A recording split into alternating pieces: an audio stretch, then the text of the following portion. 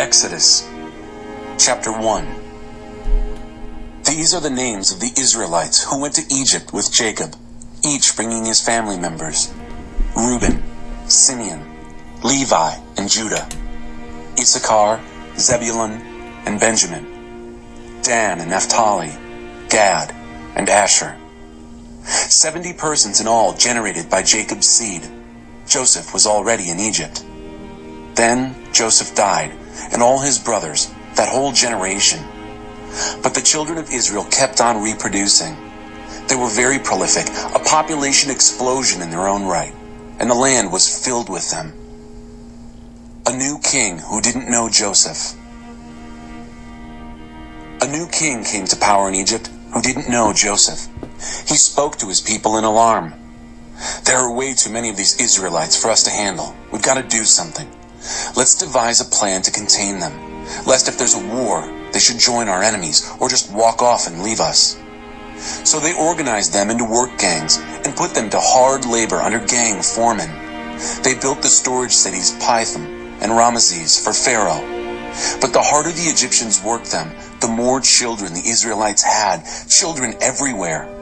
The Egyptians got so they couldn't stand the Israelites and treated them worse than ever, crushing them with slave labor. They made them miserable with hard labor, making bricks and mortar and back-breaking work in the fields.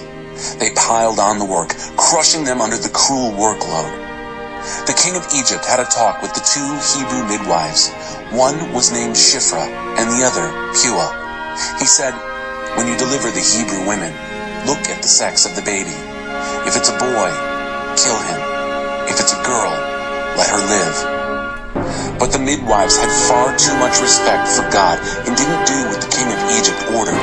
They let the boy babies live. The king of Egypt called in the midwives. "Why didn't you obey my orders?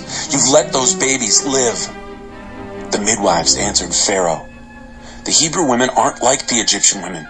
They're vigorous. Before the midwife can get there, they've already had the baby."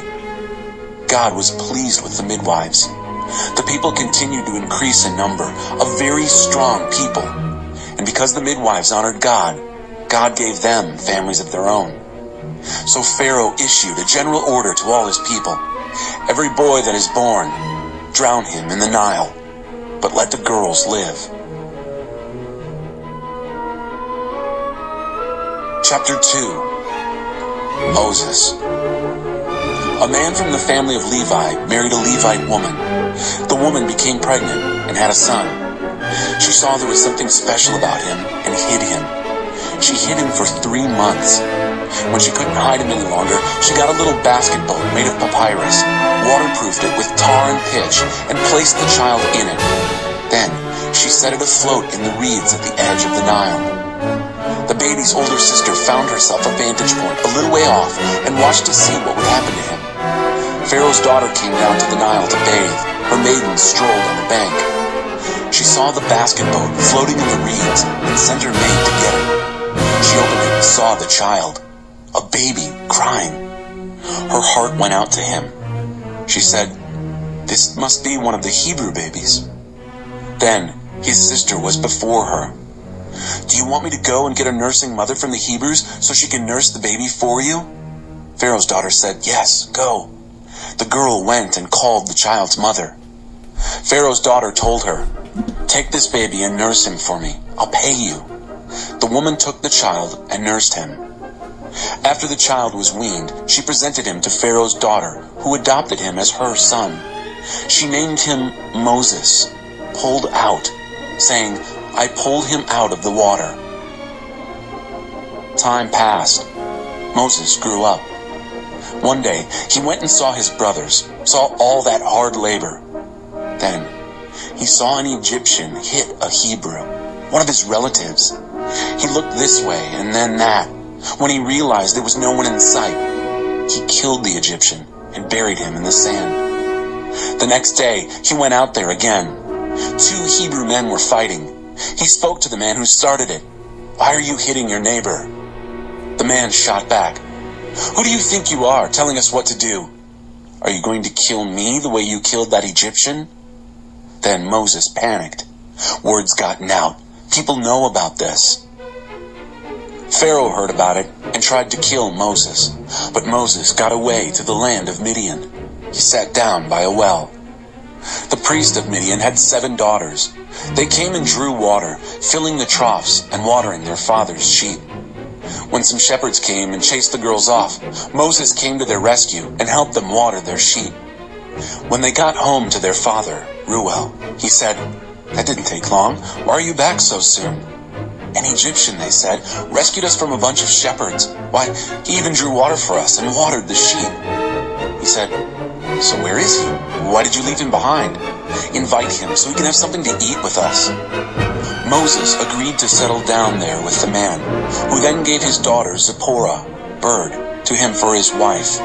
She had a son, and Moses named him Gershom, sojourner, saying, "I'm a sojourner in a foreign country." Many years later, the king of Egypt died. The Israelites groaned under their slavery and cried out.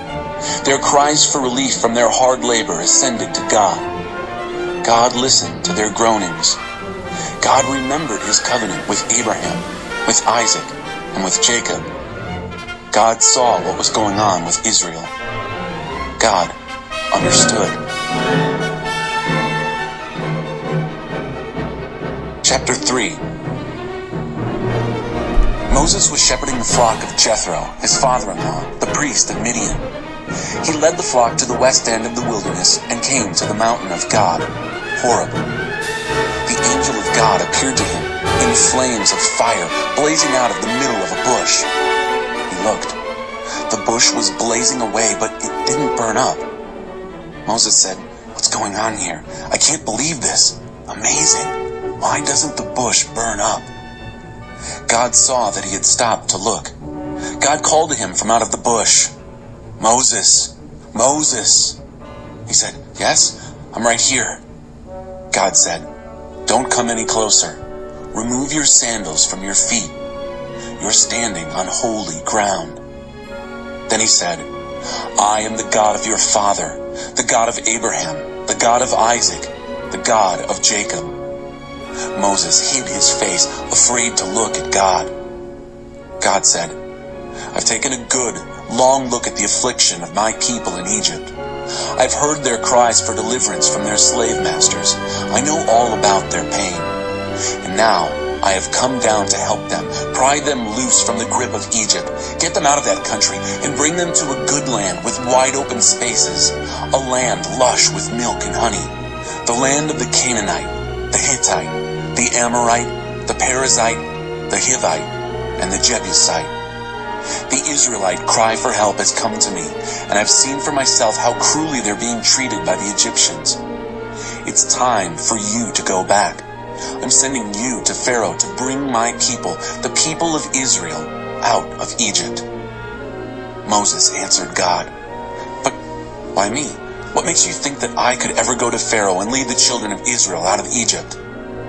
"I'll be with you," God said, "and this will be the proof that I am the one who sent you. When you have brought my people out of Egypt, you will worship God right here at this very mountain." Then Moses said to God, "Suppose I go to the people of Israel and I tell them, 'The God of your fathers sent me to you.' And they ask me, 'What is his name?'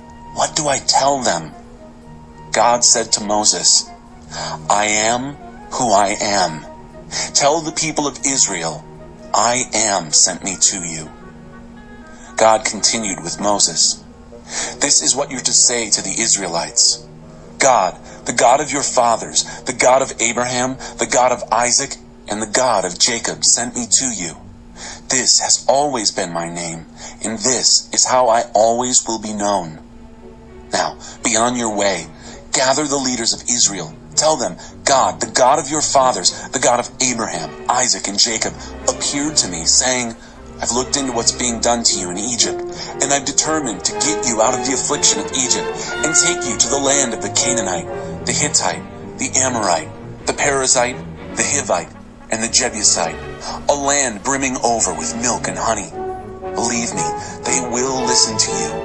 Then you and the leaders of Israel will go to the king of Egypt and say to him, 'God, the God of the Hebrews, has met with us. Let us take a 3-day journey into the wilderness where we will worship God, our God. I know that the king of Egypt won't let you go unless forced to. So, I'll intervene and hit Egypt where it hurts. Oh, my miracles will send them reeling, after which they'll be glad to send you off. I'll see to it that this people get a hearty send-off by the Egyptians. When you leave, you won't leave empty-handed. Each woman will ask her neighbor and any guests in her house for objects of silver and gold, for jewelry and extra clothes. You'll put them on your sons and daughters. Oh, you'll clean the Egyptians out.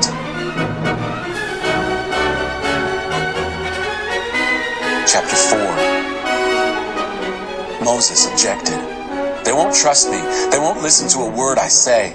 They're going to say, God appeared to him? Hardly. So God said, "What's that in your hand?" "A staff." "Throw it on the ground." He threw it. It became a snake. Moses jumped back, fast. God said to Moses, "Reach out and grab it by the tail." He reached out and grabbed it, and he was holding his staff again. That's so they will trust that God appeared to you, the God of their fathers, the God of Abraham, the God of Isaac, and the God of Jacob. God then said, "Put your hand inside your shirt." He slipped his hand under his shirt, then took it out. His hand had turned leprous, like snow. He said, "Put your hand back under your shirt." He did it, then took it back out, as healthy as before. So if they don't trust you and aren't convinced by the first sign, the second sign should do it.